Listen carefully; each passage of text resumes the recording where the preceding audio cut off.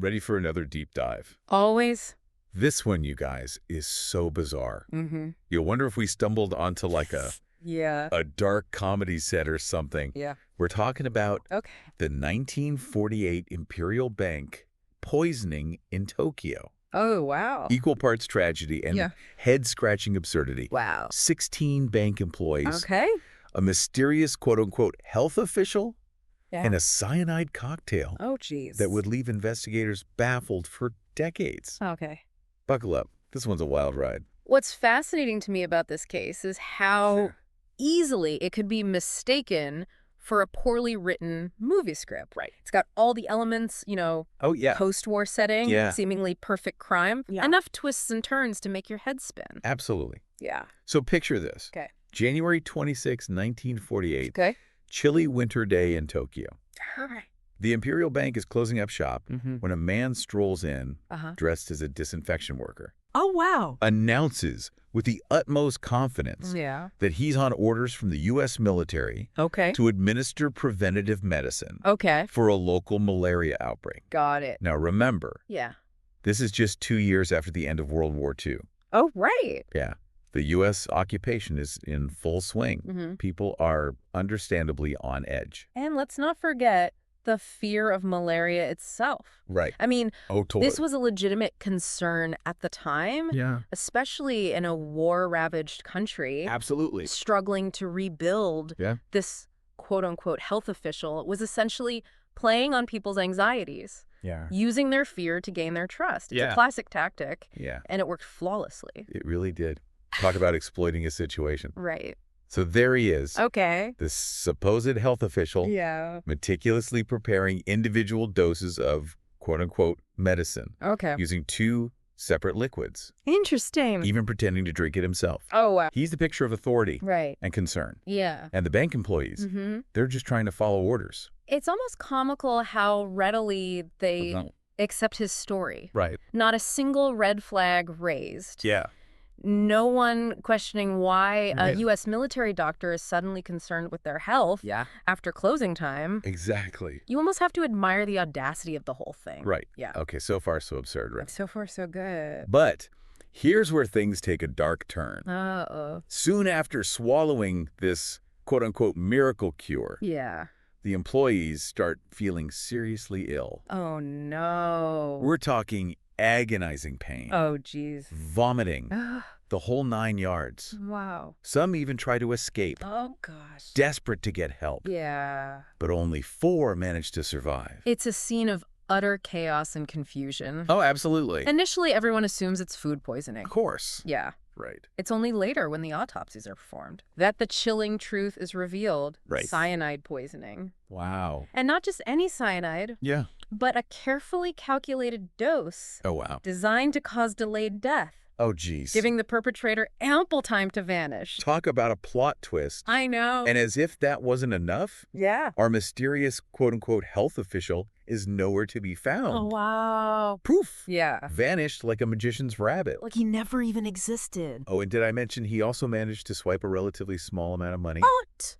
And some checks? Seriously? Almost an afterthought, really. It's as if the robbery was just I know. a side quest, a bonus objective. Yeah. In his grand scheme of poisoning a room full of bank employees. I know, it's wild. The missing cup. Right. The precise dosage. The calm demeanor. Yeah. It all points to a level of premeditation Yeah. and cold-blooded efficiency Yeah. that's both terrifying and strangely impressive. I know, it's like he was... Bizarre. So we've got a disappearing act. Yeah. A deadly poison. Uh-huh. And a seemingly random theft. Wow. It's like someone took a bunch of crime tropes, threw them in a blender, Yeah. and hit puree. Yeah. And the police are left scratching their heads trying to make sense of this bizarre puzzle. Absolutely. But here's where the story gets even wilder. Because this wasn't our quote-unquote health official's first rodeo. Wait, there's more. Oh, oh my gosh.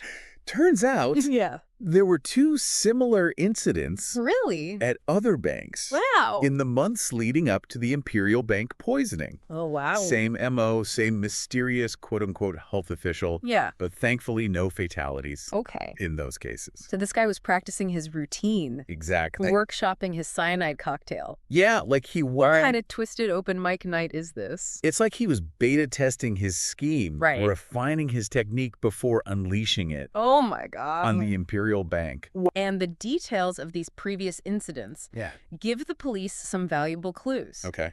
They learned that in one case, the perpetrator used a real doctor's stolen name card, while in the other, he completely fabricated an identity. Oh, my gosh. Yeah, it paints a picture of a meticulous planner. Right. Someone who understands the power of authority and isn't afraid to use it to their advantage. So we've got a criminal mastermind who's also a bit of a drama queen. A little bit, yeah. Loves a good disguise.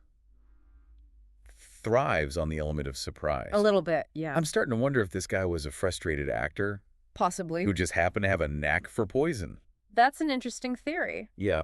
But the level of expertise with cyanide suggests something more than just amateur theatrics. This wasn't just some random concoction whipped up in a basement lab. Right. This was the work of someone with knowledge, someone who understood the intricacies of human physiology and the precise effects of poison. Okay, so maybe not a frustrated actor, but definitely someone who enjoyed the theatrics of it all. Oh, yeah, for sure. And speaking of theatrics, let's talk about the prime suspect in this case. Okay. A painter named Hirata. A painter. Now, you might be thinking, a painter? Yeah. How does a painter fit into this whole cyanide cocktail scenario? Right. Well, that's a question the police were asking themselves, too. Yeah, and the answer, or at least the evidence that led them to Hirata, is a story for the ages. Okay. But before we dive into that rabbit hole, let's take a quick breather and let our listeners absorb the absurdity of it all. Good idea. It's easy to get lost in the twists and turns of this case. Absolutely. But remember, folks, sometimes truth is stranger than fiction. Truth is stranger than fiction. In this case, it's also a whole lot funnier. Yeah. Well, maybe not funny, Yeah. But definitely what were they thinking funny. Definitely what were they thinking funny. Let's just say it's a case that keeps you on your toes. For sure. Constantly questioning what's real, what's fabricated, and what's just plain bizarre. Absolutely. Yeah. Yeah. All right, so let's get back to our prime suspect, Hirata the painter. Oh, okay. You have to admit, it's not the most obvious casting choice for a cyanide-wielding mastermind. It's like the casting director got bored and was like, let's just throw a wild card in here just to spice things up. Yeah. But I'm dying to know what led the police to this artistic suspect. Well, remember that small sum of money our quote-unquote health official swiped from the bank. Turns out Hirata was found with a similar amount of cash on him. Ah, the classic found with the loot. Right. Always a good sign in a detective story. Exactly. But surely there's got to be more to it than that. Oh, there's more. All right, buckle up. Okay. Because this is where the plot takes a truly Shakespearean turn. All right. Remember that stolen doctor's name card? Used in one of the previous incidents. Well, Hirata had reported his wallet stolen. Oh, really? A wallet that supposedly contained that very same name card. Wait, so he conveniently lost the one piece of evidence that could link him to the crime? Pretty much. That's almost too perfect. I know. It's like something out of a bad sitcom. It really is. And to top it off, yeah, his alibi was about as solid as a melted ice sculpture. Oh, no. His family testified that he was home at the time of the poisoning. Okay. But back then, yeah, family testimonies weren't considered valid in Japanese courts. Talk about a catch-22. Right? Like, trust me, Your Honor. Right. My family would never lie.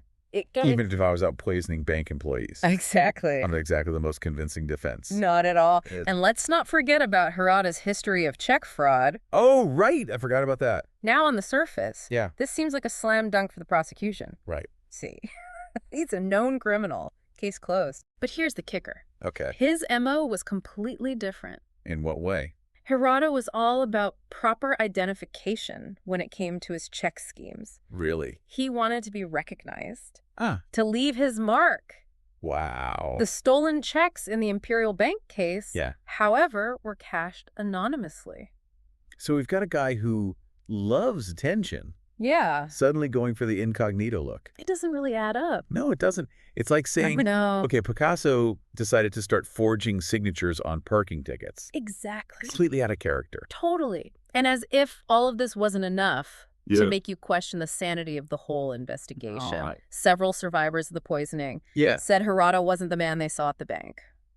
Okay, now I'm starting to feel like I'm trapped in a Monty Python sketch. A little bit, right? Conflicting evidence, a shaky alibi. Yeah. Eyewitness accounts that don't match up. Right. It's a comedy of errors.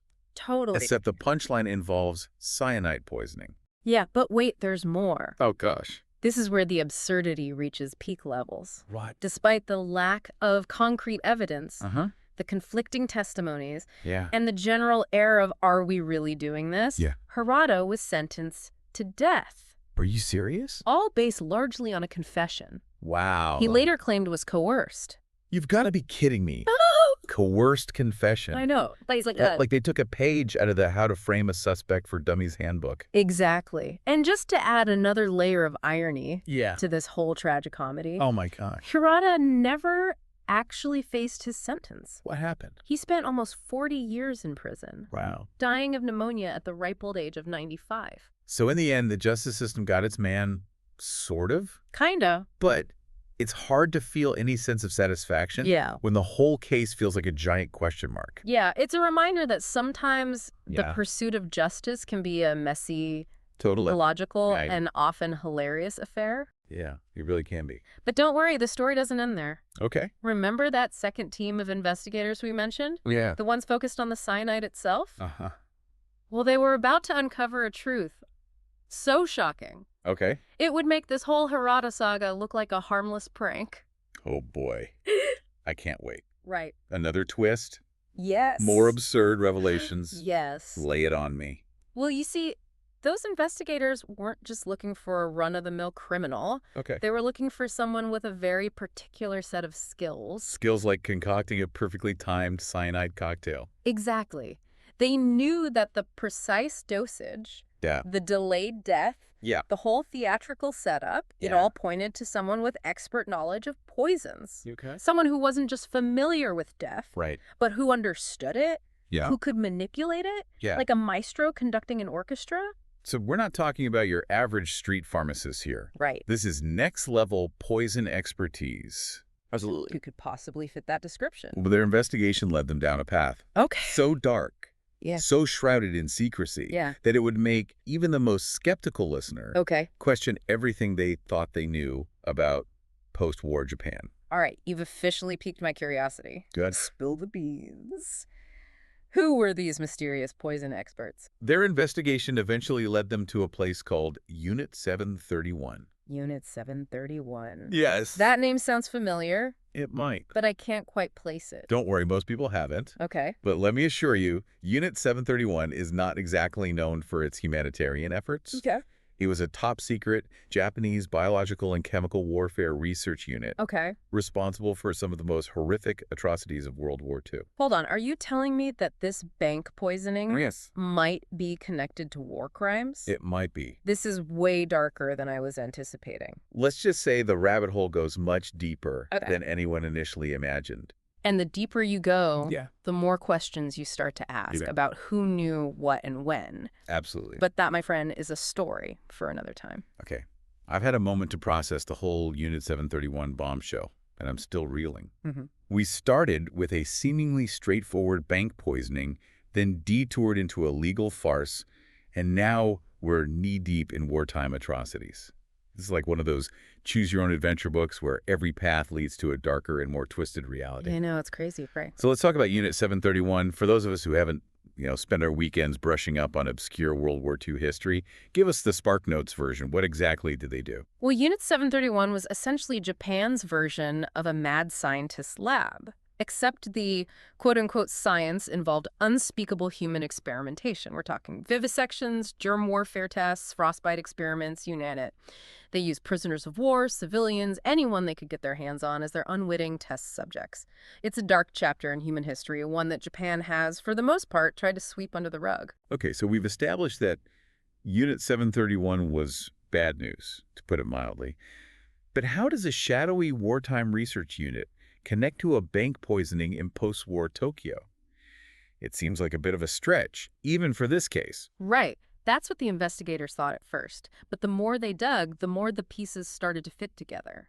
Remember those two previous incidents, the ones where our quote-unquote health official seemed to be perfecting his cyanide cocktail? Yeah. Well, it turns out that the symptoms described in those cases were eerily similar to the effects of some of the chemical agents Unit 731 was known to experiment with. So you're saying this wasn't just some random guy with a chemistry set. He was using knowledge and techniques that could only have come from somewhere like Unit 731. Exactly. And here's where things get really interesting. As soon as the investigators started sniffing around Unit 731, the U.S. authorities stepped in and shut down the investigation. Wait a minute. The U.S. authorities, why would they get involved? Yeah. And why shut it down? That's the million-dollar question, isn't it? The official explanation was that they didn't want to jeopardize the fragile peace in post-war Japan, but many believe there was more to it than that. Some suspect that the U.S. government was trying to protect Unit 731 personnel using their expertise for their own Cold War agendas. Others believe they were trying to cover up their own complicity in the unit's activities. So we've got a potential conspiracy on our hands, a cover-up that goes all the way to the top. This is getting way too close to a John le Carré novel for my comfort. And just to add another layer of intrigue to this already convoluted story, decades later, information started leaking from sources close to the original investigation. These sources pointed to a specific medical doctor from Unit 731 as the most likely perpetrator of the Imperial Bank poisoning. A doctor with the knowledge, the skills, and the cold-bloodedness to pull off such a meticulously planned attack. So we've gone from a painter with a penchant for stolen name cards to a rogue doctor with a history of human experimentation. It's like a game of Clue gone horribly wrong. But if this doctor was the real culprit, why go through all the trouble with Hirata? Why not just pin the whole thing on him and be done with it? Well, that's the beauty of a good cover-up, right? You need a scapegoat, someone to distract from the real players. Hirata, with his shaky alibi and history of petty crime, fit the bill perfectly.